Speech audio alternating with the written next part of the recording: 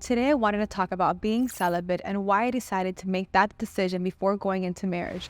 Now, I'm going to be completely transparent in this video. Was I always celibate? Absolutely not. And even after I got saved, I still wasn't, because it was something that I just couldn't understand why and how people did it. It was like this foreign concept for me. And it really wasn't until I reached a point where I just became so frustrated because I felt that I kept dating men and giving myself physically, and it was just going nowhere. There was no commitment, no relationship bearing fruit, nothing long lasting. And that's when I said, okay, God, you know what? I'm done. I am done with this. I'm done feeling empty. I'm done feeling used. And that's when I made that vow to honor God with my body and to wait on the husband that he had for me. And it was as if in that moment, that is when God opened up my eyes and allowed me to see so clear on why he says to abstain from all immorality. And immorality is defined as sex outside of a marriage. And it's not because God is this father that wants us to be bound to rules of religion. It's not because he's a father that has a whip in his hand and is ready to beat us at every mistake that we make. No, it is because he is a God that loves us, that wants to protect us, because he knows the dangers of sex outside of a marriage. He knows the heartbreak that it can lead to. And I'm not just talking about, you have a crush and things don't work out. No, I'm talking about a real heartbreak, the kind that literally feels like your soul is being ripped from your body. And that's the thing, when you are emotionally involved with someone, mentally involved with someone, and physically involved with someone, it literally sends chemicals to your brain that make you feel bound to that person.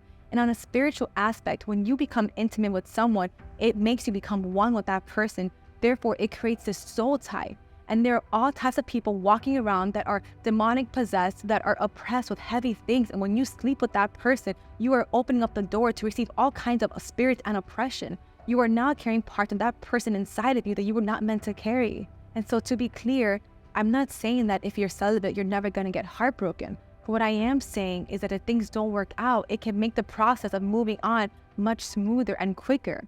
So today I just wanted to quickly go over 3 reasons on why I made that decision. And 1, first and foremost, because it glorifies God. And again, this is not about religion. But the more you get to know God, the more you become in love with him, the more you're going to just naturally want to please him. It's out of that place of loving him that you're going to naturally be drawn to being more obedient to him. I'm not going to sit here and say that I was never tempted. I was. But it was this conviction that I had inside of me that just didn't allow me to fall. It was like my love for God was stronger than my desire to fulfill my lustful need. And the second one, it allows you to get to know the person deeper. When you are intimate with someone, it can cloud your vision and allow you to not see clear. But when you take the physical aspect out of a relationship, it can really force this emotional bond with that partner. When me and my husband were dating, it wasn't easy, especially when we would get into arguments and fights, because there was nothing physical compensating for it. But let me tell you, it really allowed us to get to know each other more, to learn more about each other. It really forced us to spend time with each other and learn to love each other more. And it really helped us to build this strong foundation before we got married. If sex is the only thing that is drawing you to a person, then you don't have a relationship, or at least one that's strong enough to stand against the storms of life. It is so important that you have that emotional foundation before it becomes physical. And the third one, it allows you to protect yourself. Again, I'm not saying that you're not going to ever be heartbroken. What I am saying is that it can prevent you from falling into deeper attachments. The Bible makes it very clear we're not fighting against flesh and blood. We're fighting against rulers and principalities of the dark world. And you don't even have to be Christian to understand that.